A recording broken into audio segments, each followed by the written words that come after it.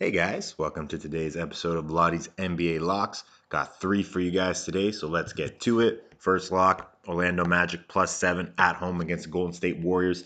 This line opened up at Warriors -6. The Warriors are 24 and 32 against the spread.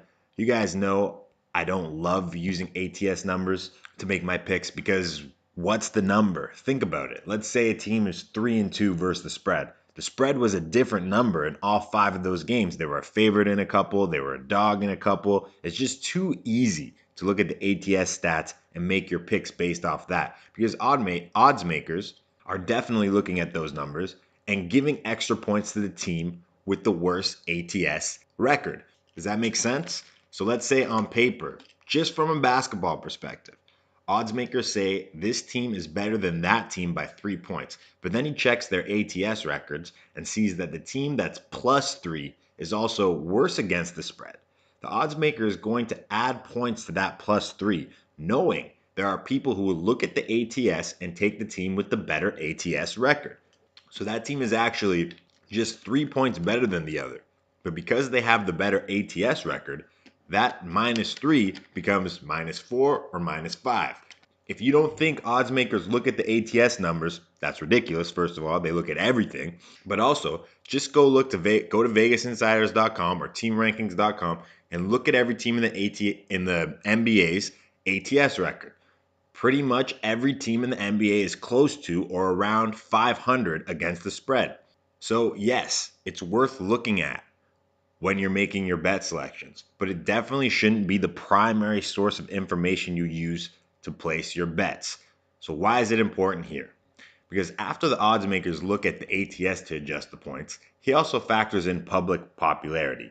You're almost never going to get good value taking big name teams like the Warriors or the Patriots because if odds makers say on paper the Warriors are 5 points better, he makes it 7 because it's the Warriors and people like betting on the Warriors, who also, by the way, have the worst against the spread record in the NBA. Only one game worse. I think it's actually a half a game worse than the second worst ATS record, which is LeBron James and the Los Angeles Lakers. People like betting on the Warriors.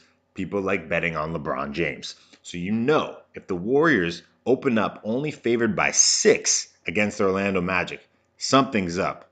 On paper, it's probably more like 3 or 4. It doesn't make sense. I don't care that it's the second night of a back-to-back. They were favored by 9 at Charlotte the other day, who have a better record than the Magic. A month ago at Boston, they were favored by just 4. So you're telling me that a professional odds maker is saying the Boston Celtics are only 2 points better than the Orlando Magic? They're fading the public. It's a trap. Lock number 1 is the Orlando Magic +7 at home against the G State Warriors. Lock number 2, Cleveland +3. Value again, always value betting against the Knicks, a marquee team on a 2-game win streak. The betting public is all over the Knicks -3. Last time I checked, 93% of the betting public had been taking them. That was maybe half an hour ago. But before this 2-game win streak, they hadn't won at MSG since December the 1st. The fact that they won 2 straight at MSG after that stretch is already an anomaly. Winning 3 straight after not winning there once in almost 3 months would be a major statistical anomaly. The win against the Spurs the other day, their first of the 2-game win streak, well, they were going to win eventually at MSG. If they still hadn't won since December 1st, I probably wouldn't take the Cavs here because you never know when they're finally going to get that win. But then in the second win of the 2-game win streak against Orlando the other day, they got red hot in the fourth quarter. They were losing going into the fourth. Orlando's shot wasn't falling, and they came back to win. I believe the Knicks go back to being the Knicks tonight. Let's take the Cavs +3 for lock number 2. Lock number 3, Miami Heat +10 in Houston. Love Miami on the road. They're 500 on the road compared to 6 games under 500 at home. Big win against Golden State last night. They'll ride that momentum into tonight's game against the Rockets. Looks like Fareed, Shumpert, and Nene are out for the Rockets, a team that already lacks depth. No Johnson or Whiteside for the Heat, but they didn't play last night either, and they beat the Warriors. Dragic was big last night. Without him, they don't win the game against the Warriors. Maybe he plays well again, but Dion Waiters played poorly last night, so if Dragic doesn't perform, maybe Waiters steps up. The point is, they have enough to keep it close against the Rockets tonight in Houston. Lock number 3 and final lock of the day, Miami Heat plus 10. Thanks for listening. Stay tuned for NHL locks. I'll be posting a little later.